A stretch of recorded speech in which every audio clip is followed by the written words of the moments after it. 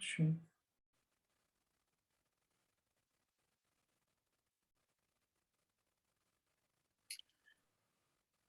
Welcome to our monthly lecture in the series Flight or Fight, Stories of Artists Under Repression.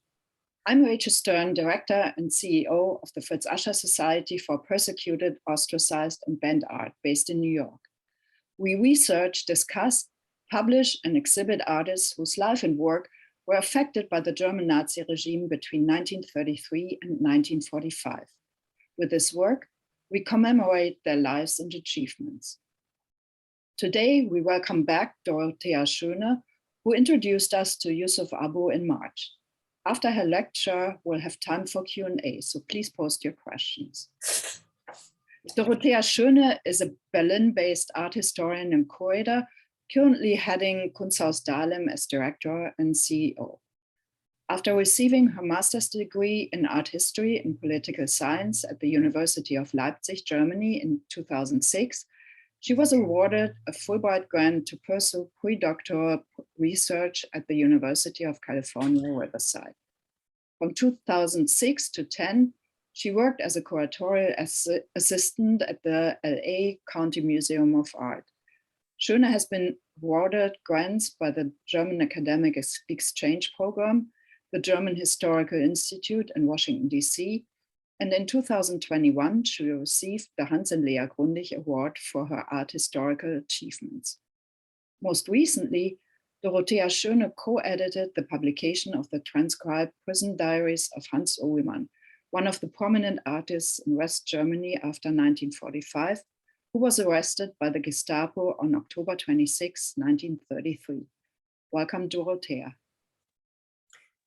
Thank you very much, Rachel. I hope that this works now so that I can share my screen with everybody.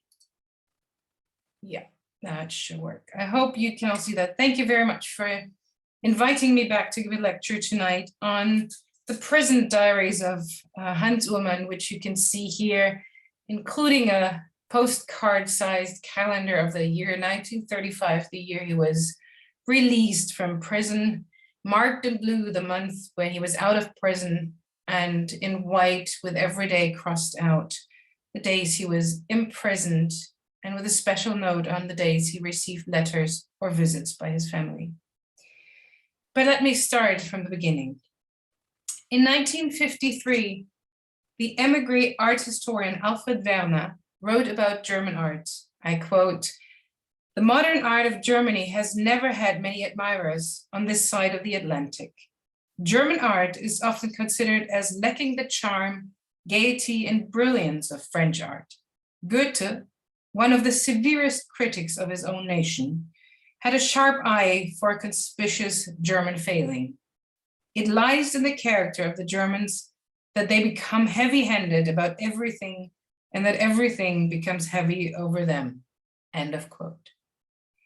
Today, I will try to spark some interest and admiration for a German artist, one that was not heavy-handed, as Goethe said, and who was at the height of his career when Werner wrote these very sentences, Hans Uhlmann. Hans Uhlmann was born in Berlin in 1900, but he remained almost exclusively until his death in 1975. He completed studies in mechanical engineering, and his first attempts at sculpture date from 1925.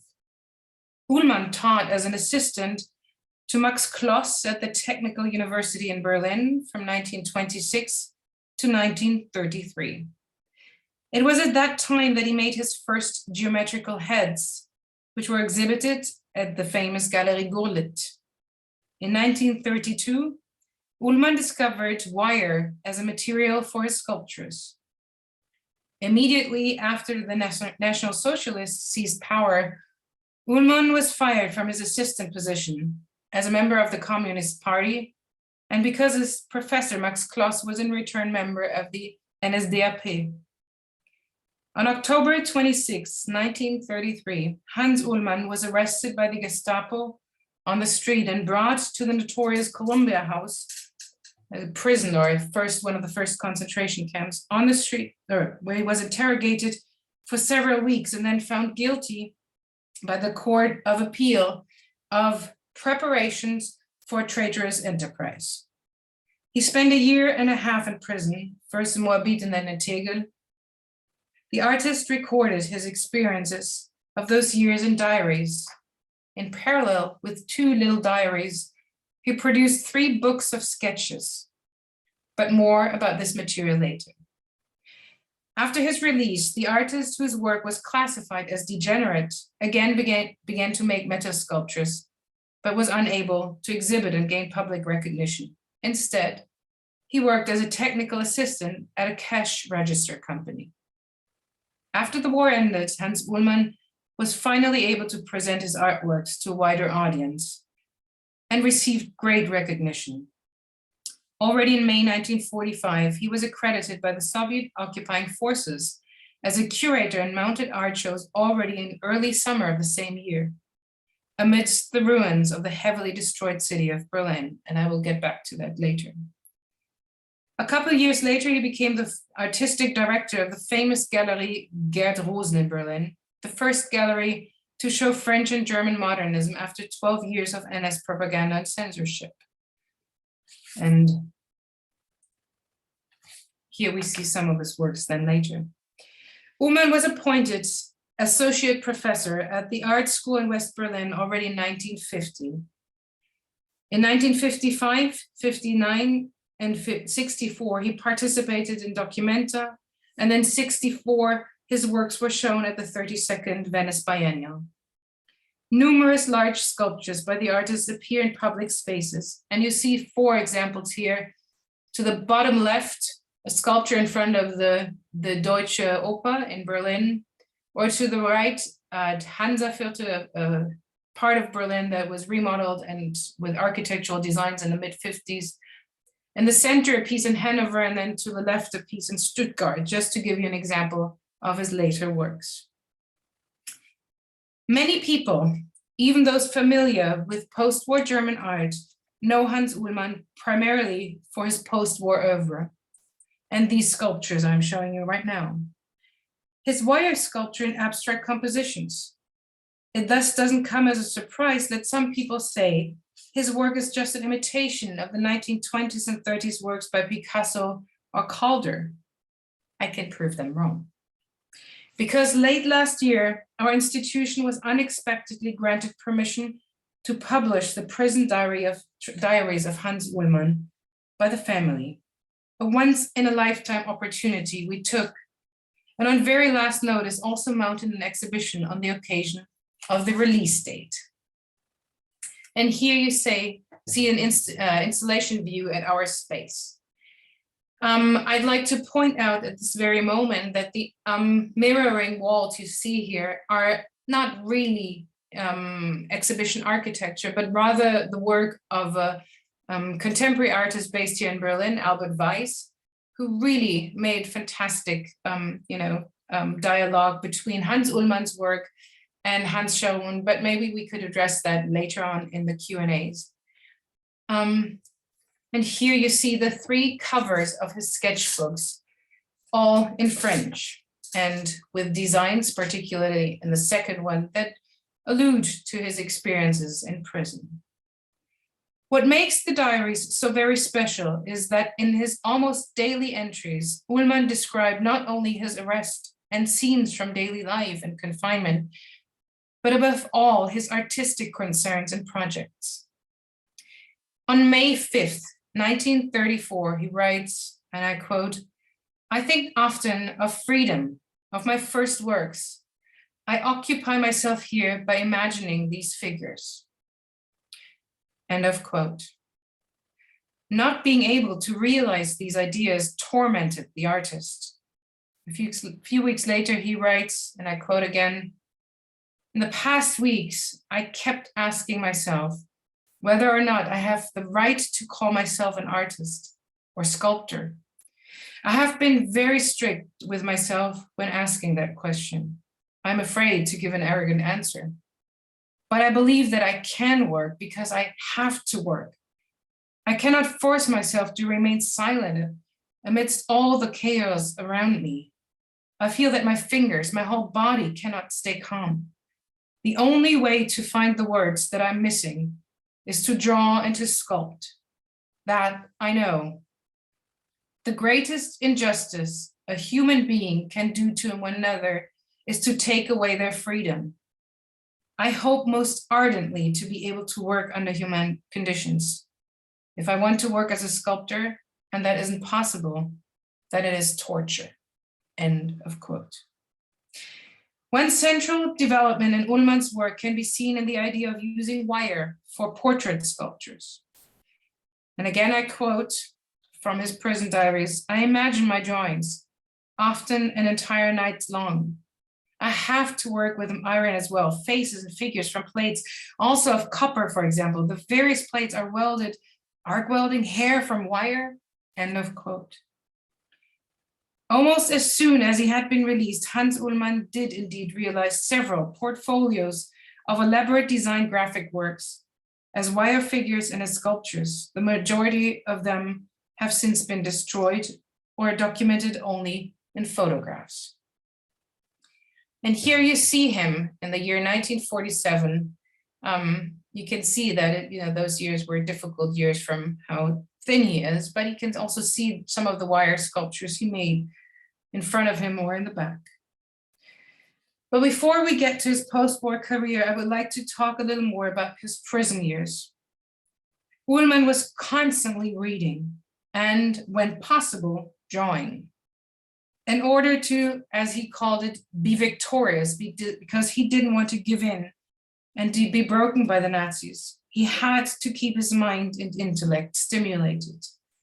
In June 1934, he noted, and I quote, "It is often difficult not to forget the important things of the past.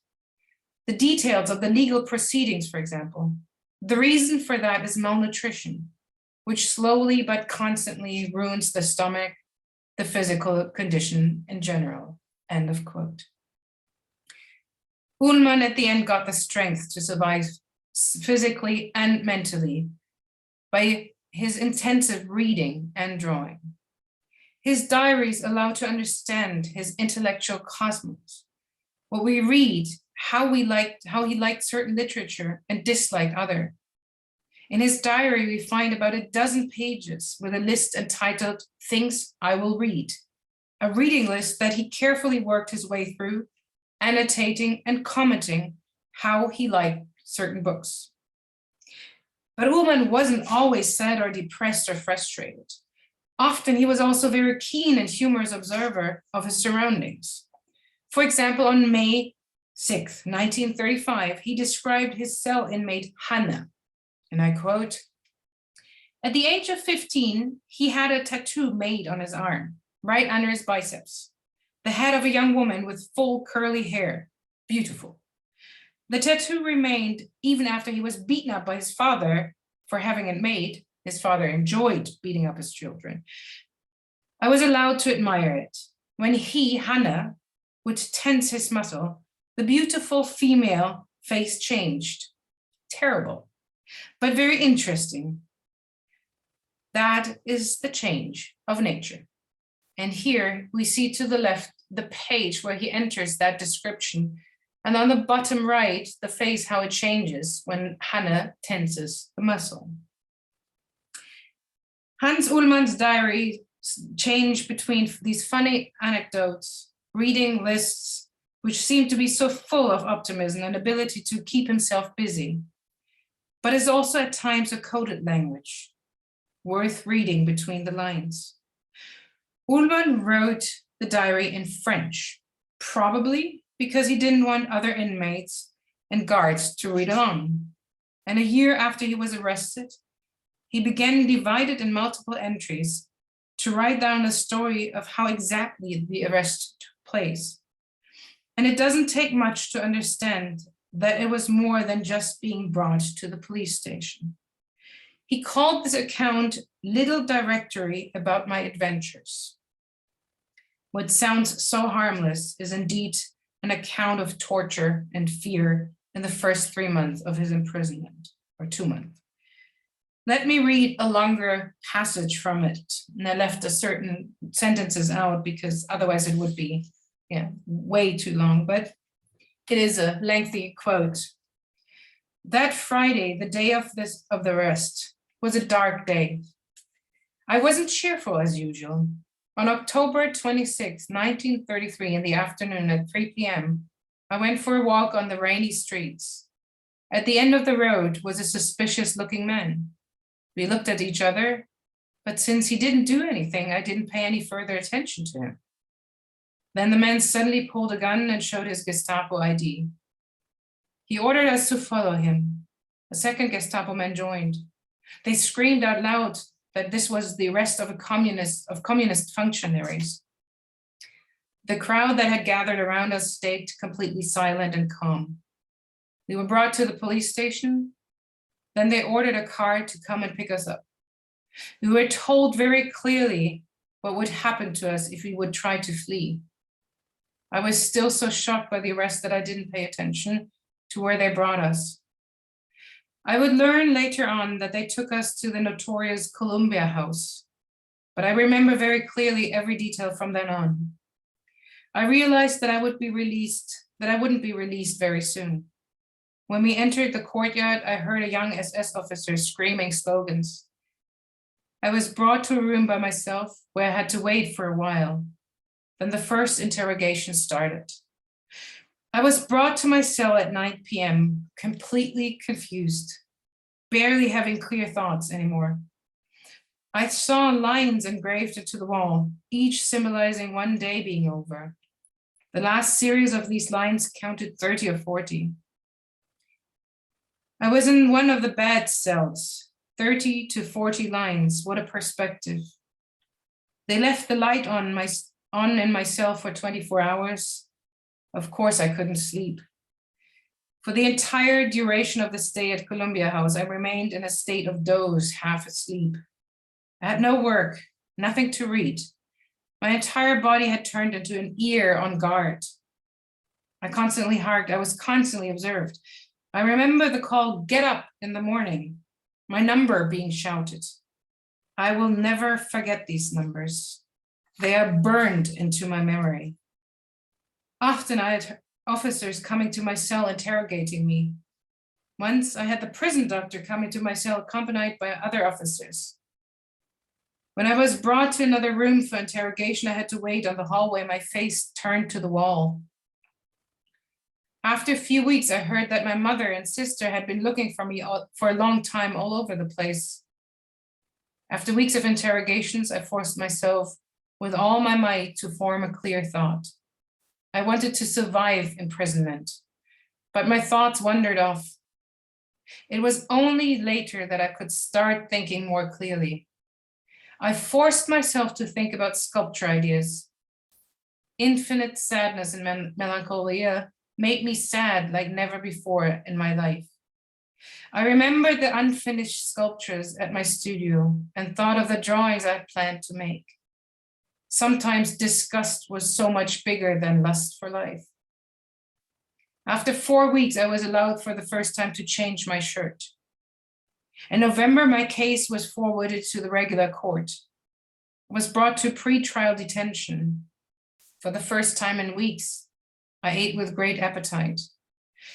I was back amongst people, so happy. I was about to hug my guard. In the afternoon, I had a break of 30 minutes outside. I took the deepest breath in this dark, sad courtyard. So comforting after terrible weeks. The sun could never reach this courtyard, but I was so happy to be alive. I was brought back to my cell, and then came the night. I wanted to sleep, just sleep. Finally, among other people, I wanted to forget the sound of Columbia-Haus, the sound of the guards approaching. I became aware of the fact that I had barely survived and how much my body and soul were clinging to life amidst all the people who wanted to torture us. End of quote. My apologies for this lengthy quote, but I believe that it is not only important to understand Uhlmann's situation, but also because this account of experiences and such an intimate account of Columbia-Haus is one of the very, very few that have survived.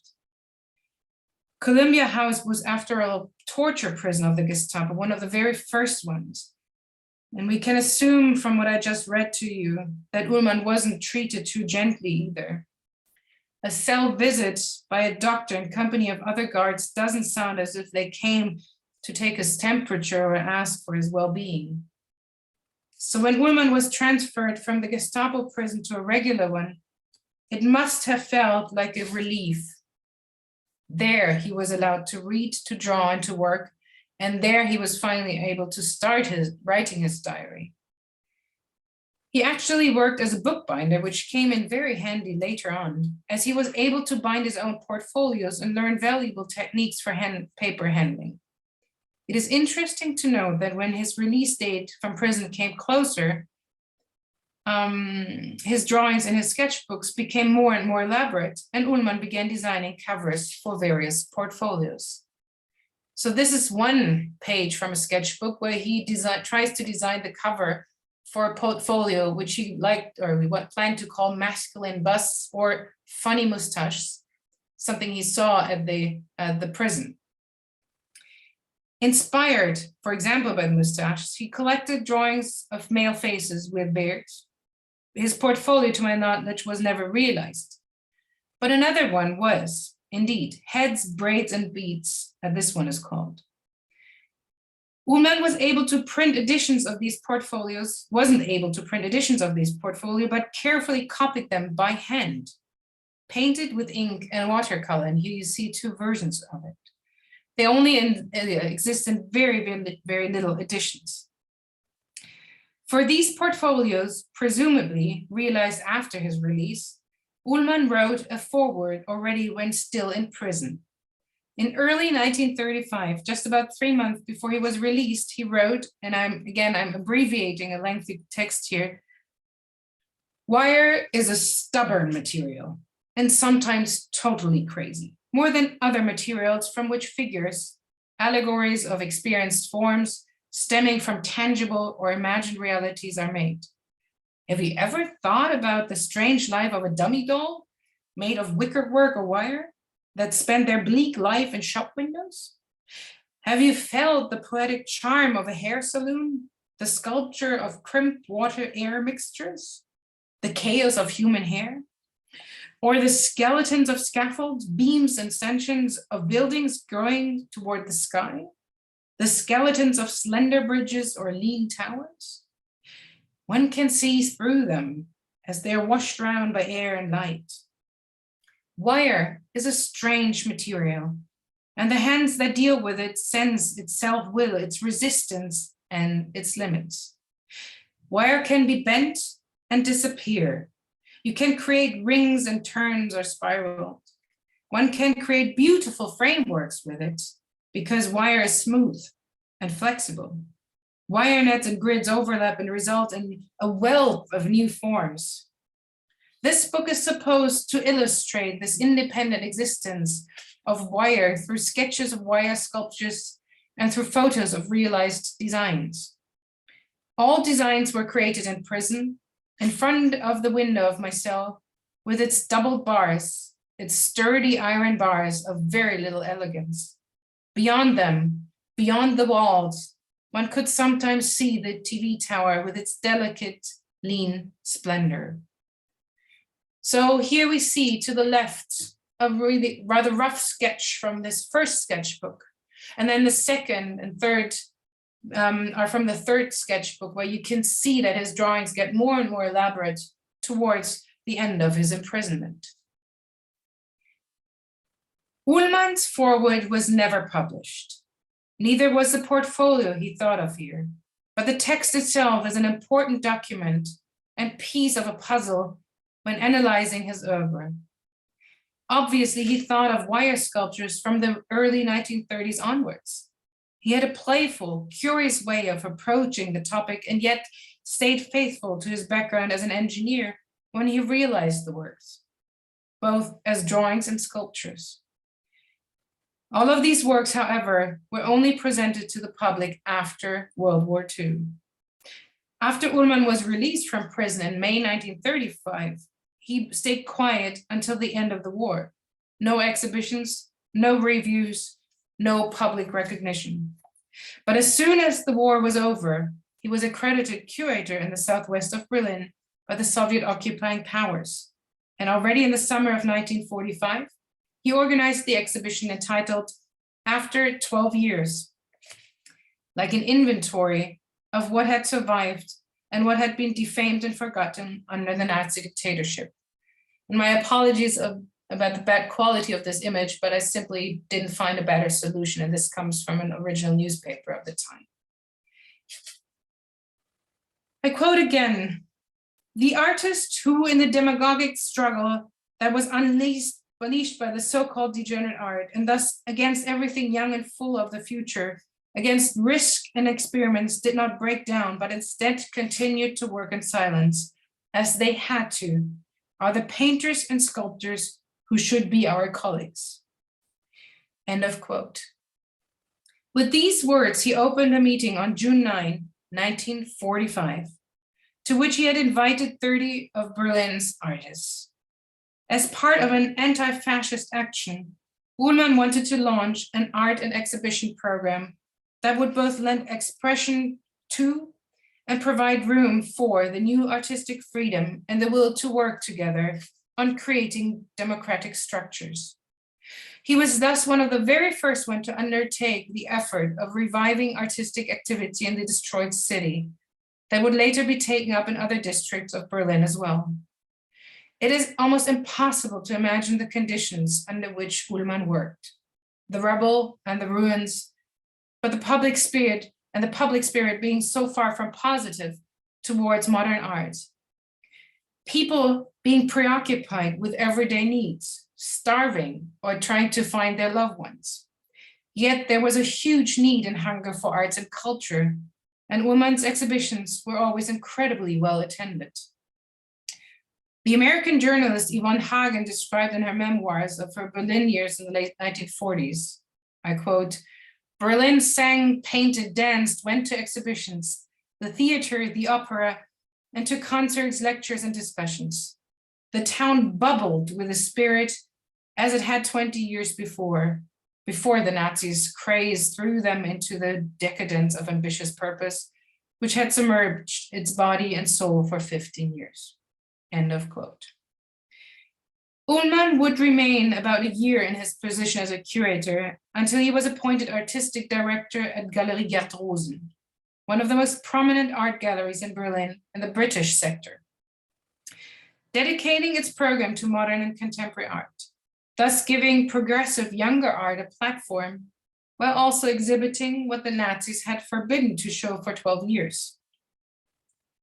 Under Uhlmann, who was active in this position from 1946 to 1947, Galerie Rosen showed important exhibitions on young Berlin art, but also an homage to Karl Einstein and his important book on African sculpture and their impact on Western European modernism. And here we see a talk by the gallery owner in front of works by Hans Uhlmann, some of them sitting on the shelf in the front.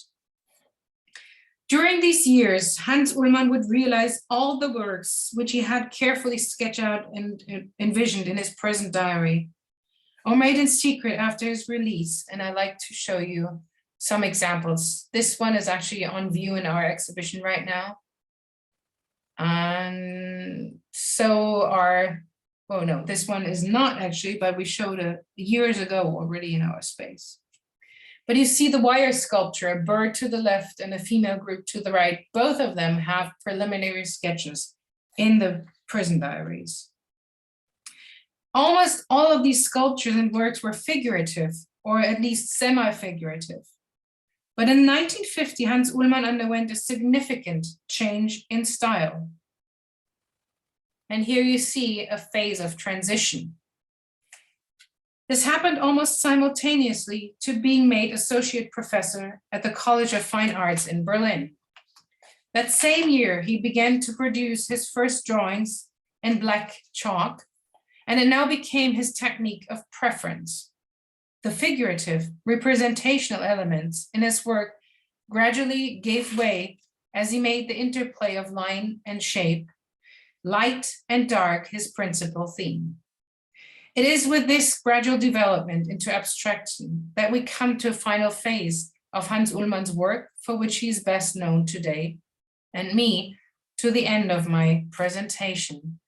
And this is the very last work, so you can see here the development. And the very last work to the right alludes very much to the wire sculptures he produced and envisioned in prison and right after he was released from such. And I would like to conclude tonight's lecture with a little bit of self-promotion, because the exhibition will be on view until June 19th and here in Berlin. Those of you who can travel and come are, of course, warmly and cordially invited.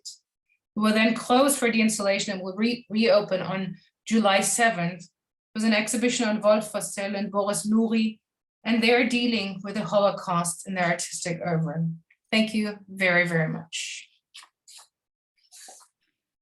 Thank you so very much, Dorothea. The first question already came in. Please, everybody, write your questions into the chat function or into the Q&A function.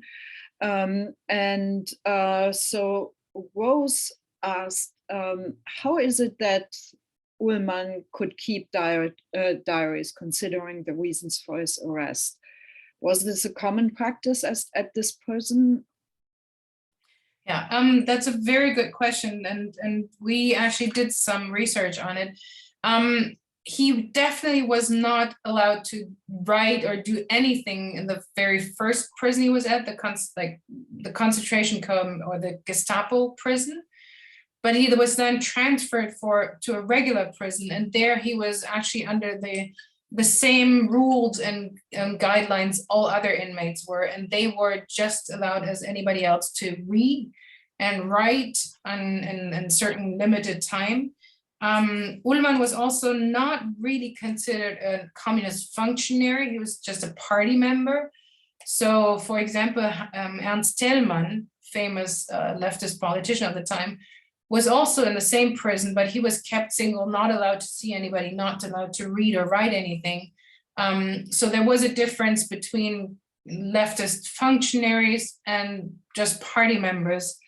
And I guess it's fair to say that this very first wave of arrests of socialists and communists was also just a warning sign to the general public of what to expect when you disagree with the Nazi regime.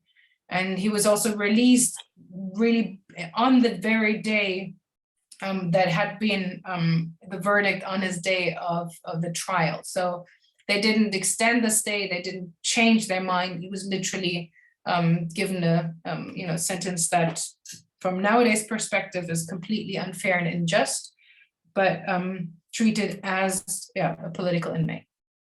Mm-hmm. Thank you so much. Alice is asking whether the diaries are published and available in English or.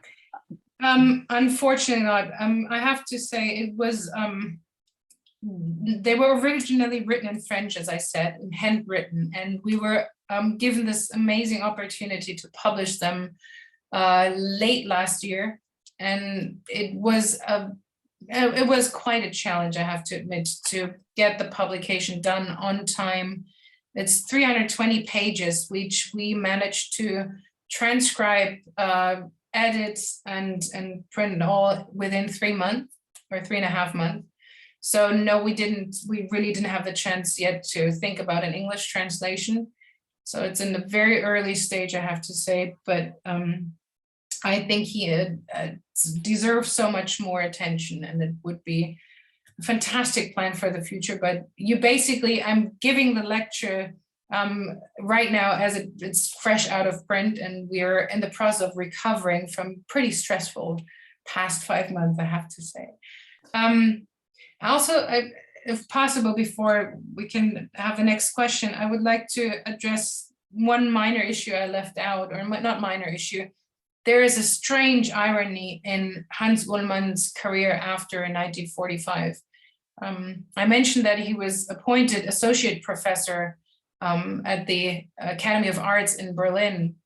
And when they wanted to change that, a tenure, make it a tenured professorship, they couldn't, because according to federal German law, he had been in prison, and they didn't make a difference between him being arrested by the Nazis or regular imprisonment. And anybody hired by the federal government was not allowed to have been in prison before. And it took some special decision by the Berlin Senate to really rehabilitate him. And right after he was rehabilitated, the rumor came up that he was a communist still and only hiring other communists. And in the young Adenauer Republic, that would have been a reason to fire him right away. And lucky him, this accusation was never proven, so he remained in office. But Uhlmann really faced challenges throughout his career and life, I have to say. That is absolutely, I mean, what you call ironic is really absolutely astounding. And which actually already answers a bit of a question what happened to him after his release in 1935. And David is asking whether Hans Uhlmann served as a German soldier in the war. And if not, how he was able to circumvent that service. Yeah. To be honest, I don't know. Like we had the opportunity to have his personal files declassified at the City Archive here in Berlin, but there was no source on that. The thing is that he probably came out of prison with a severe case of malnutrition that we can assume from pictures we saw. So we have, that could be one possible thing. He was also working for this cash register company that we don't know exactly what else they produced. So he may have been, a person considered irreplaceable during the war. But to be quite honest, we literally don't know, and it would need some further research. What we know, though, is that he just, stayed under the radar, really tried not to, show up in public, and had absolutely not a single public appearance with his artworks. Monica is asking, and you partly answered that already. It seems amazing that he survived. Why was he allowed to live when so many were sent to extermination camps? I think it was because he was arrested so early on.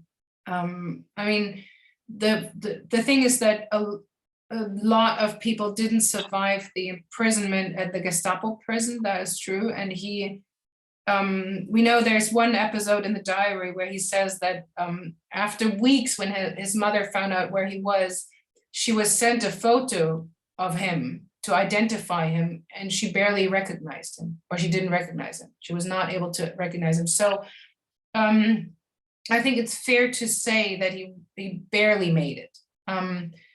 But he was not sent to a concentration camp like Auschwitz or Birkenau or any like really extinction camps. He was, and I don't know if I'm translating that right into English. I think he was lucky enough to be amongst the first to be arrested and not in the second or third wave, because that would have been significantly worse. Mm-hmm. Yeah. So was he specially observed after his release, or did he have to report, or was there any special treatment, or was he just released into the normal population, so to speak? There's no documentation about that, and he actually filed for restitution for this month of imprisonment, and he never mentioned being monitored, observed after his release. So we don't know that, but what we know is that he remained really cautious and careful, and really tried to stay as calm as possible, and really not to raise any attention or awareness to his existence. So that is, I think, one thing. And the other thing is that we know that he made really very few works, which of course is partially, lack of space, lack of opportunities. But interestingly enough, most of his works, or a significant number of his works, haven't survived necessarily in his possession, but in his best friend's studio. So he did transfer a lot of works to her studio. Okay, that makes a lot of sense. So you said that his description of his imprisonment in his diaries is of course coded, and so he wrote it down only after he was transferred to a regular prison in Tegel. And so the question is, did he then write down what happened to him during those first 2 months, or did he ever, later on after 45, speak about, without code, about his experiences? No, there's not a single source about that. It was known to a lot of people that he was imprisoned, but very, very few people knew about the prison diaries. Very, very few people knew about the sketchbooks. He's in his catalog raisonné, you would find the portfolios made after his release, but there's not a single article or text he wrote where he really stated his experiences and where he dated his works, or when he started working on it. So it's interesting that he never wanted to revisit those years really carefully. And this was also partially why the family wasn't sure about whether or not these diaries should be published, because they were never meant to be, handed out to the public. They were never meant to be, cited as a full source he was aware of. I'm very happy, actually, about the change of heart within the family, because it's such an important record of his imprisonment, and in general early imprisonment during the Nazi time, and I do think especially these tortures were done, as you said, for people to realize what would be happening to people who don't agree to the party and to their politics. And the same way Reichskristallnacht was, taken as showing people what happens to the Jews and to other people if they don't agree. And but that, of course, was 5 years later. So it's very important to notice how early the Gestapo started making these arrests and started with tortures. So they were very well prepared for taking over power and for springing into action. And I think this is really important to always remember. There's one entry in his diary where his mother writes him a very sad letter, and he doesn't quote directly from it, but he says that he feels so sad that he makes his mother sad. And that she wrote to him, what have I done wrong? I lost one son in the war, and now I have the second one arrested and being in prison, and what have I done wrong as a mother? And he notes in his diary after the sentence, I'm sorry that I made my mother sad, but I would have to do it over and over again the same way. And for me as a curator, when we mounted the exhibition, I have to say, when you deal with post-war art, you're always ready to have these nasty surprises of how artists, really behaved during the NS time. And I always loved Uhlmann's work, and now to realize that he was such a moral, or had such a high moral standard, and didn't give in to the Nazi regime, made me so incredibly happy, I have to say. And I admired the fact how he writes down, I would always do it again. I think it's a really remarkable thing to write down after being tortured, after being imprisoned, after really these tough month. Yeah, yeah, I absolutely agree. So, and I hope with this, with this event that we kind of kick off the thinking about an English edition of the of the diaries. So, because I think it's so incredibly important in historical terms and also in his biography. So now that quite some questions about his artwork, and Miriam from Montreal is asking, was he using lithographic crayon? The blacks are so smooth. Yeah. Oh, you caught me off guard there, I have to say, because I would say no, but I have to say when the works arrived and we did the condition reports, I had COVID and was in quarantine, so I wasn't there to like see them. And then now they're of course behind museum glass, and I can't really say exactly what kind of crayon it was. It could also, I know that, in some cases charcoal and crayon. So I'm sorry, my apologies. I have to. I can't really honestly answer that. Yeah. The question is also with the works that we see on the screen now. They say charcoal and crayon and pencil, but my question is, I mean, after 45, what materials were available, right? I mean, the Allies very much tried to reinstall the culture. Could you talk a little bit about the situation after 45 and about the situation for artists and in the arts?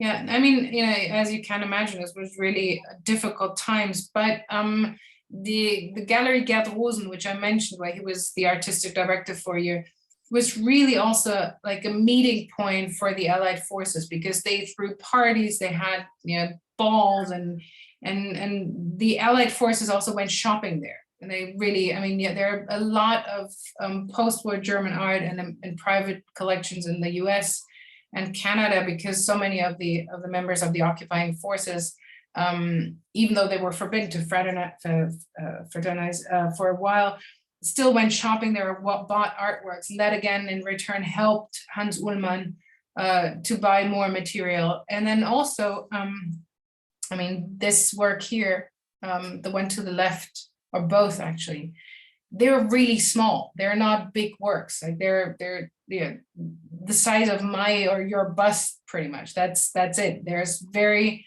very little material to be used, and mm-hmm. So, which ties, connects to another question by Alan, who asked, do we know what influenced his direction towards the use of wire? Is there much knowledge about his life before his arrest?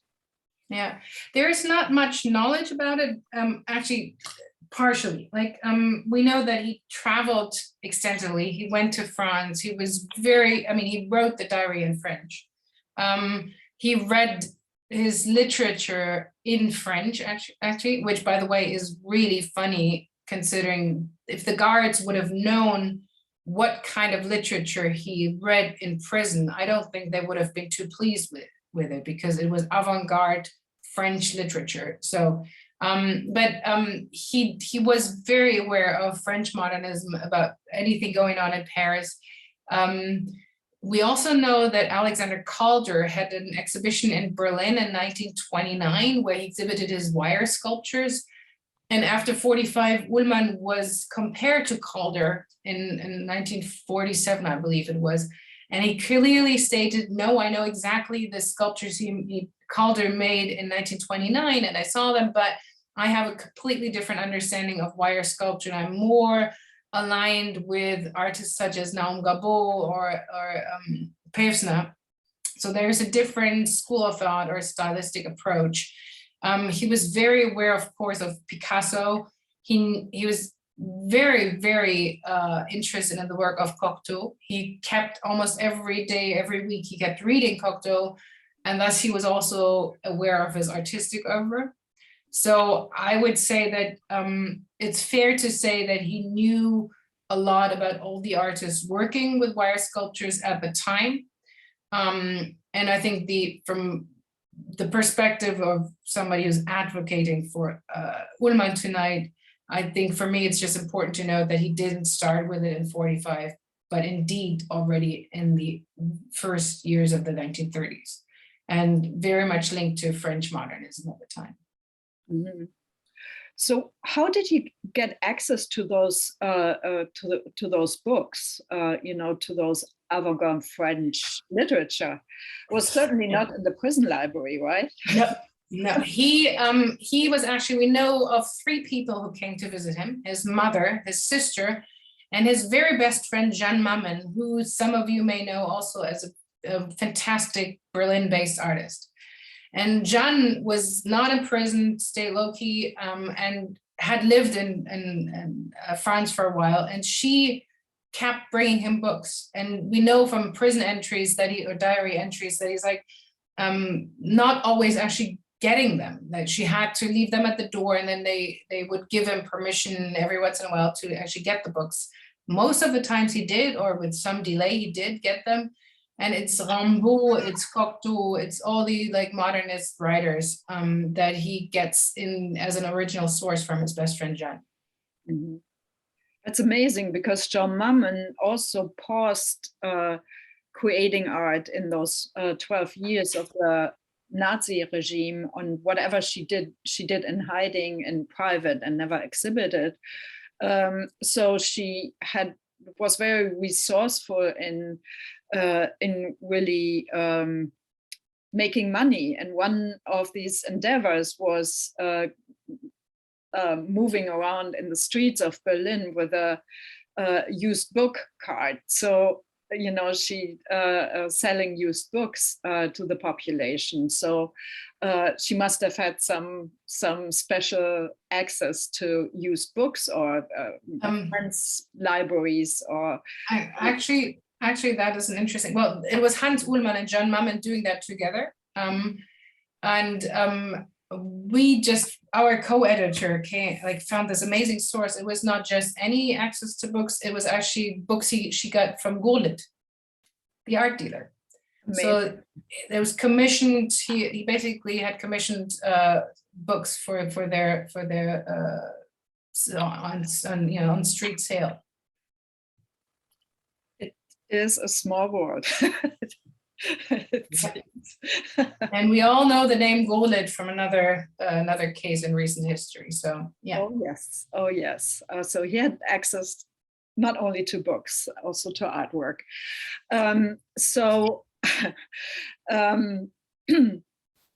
Thinking about the wires, the wires. I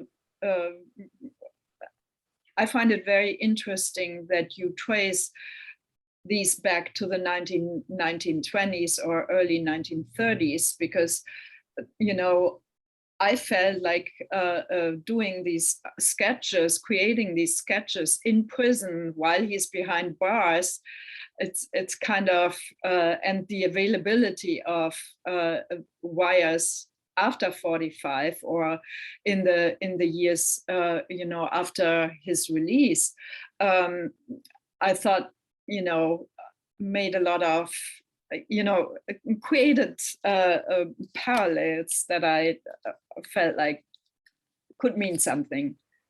Yeah.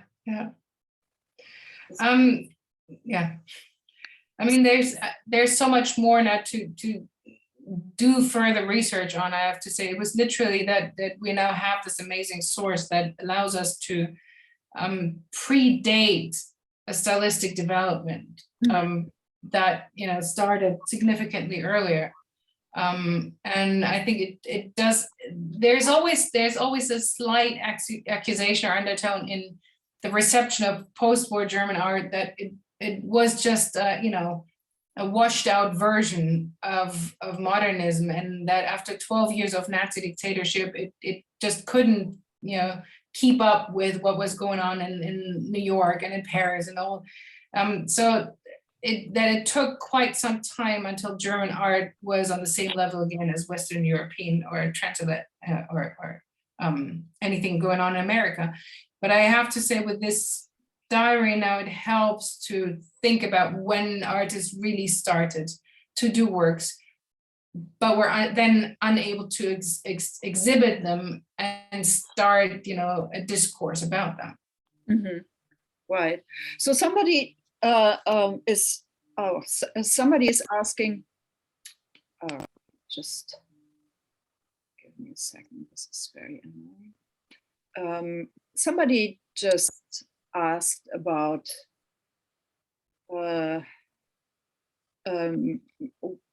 whether during his time as a professor, whether his influence, his stylistic, artistic influence can be seen in his students' work. Yes and no. There are some students, actually one of them, Norbert Fricke, was really a famous representative of the next generation then.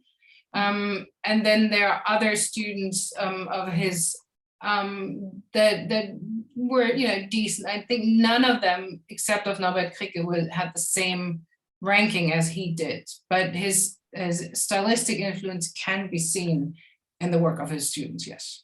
Mm-hmm. Yeah, that's really good to know. And I also like to see these public displays of his sculptures, which kind of,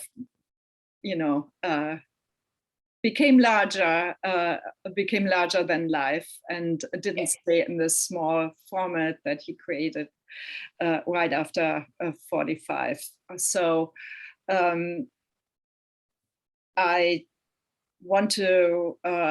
very much agree with Alice, who said that, such a brave man to withstand the torture and come alive again.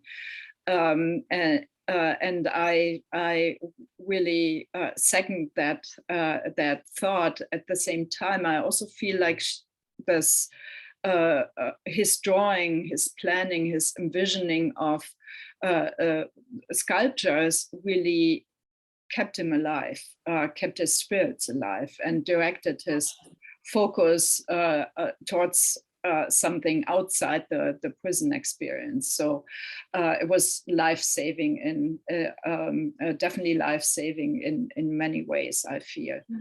There's Miriam Cohen keeps raising her hand. I don't know if we have had her question. Yeah, we just yes, we just okay. had that addressed.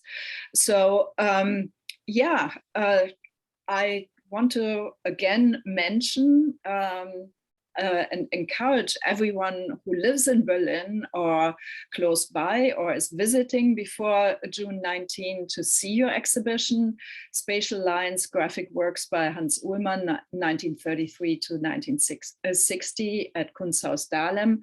In our follow-up email, I will send out the link to your museum's website and the announcement of the exhibition. And thank you so much for bringing Hans Uhlmann and his diaries to our attention and for sharing your findings and knowledge and research with us. Thank you so much. Thank you everybody for joining tonight. Goodbye.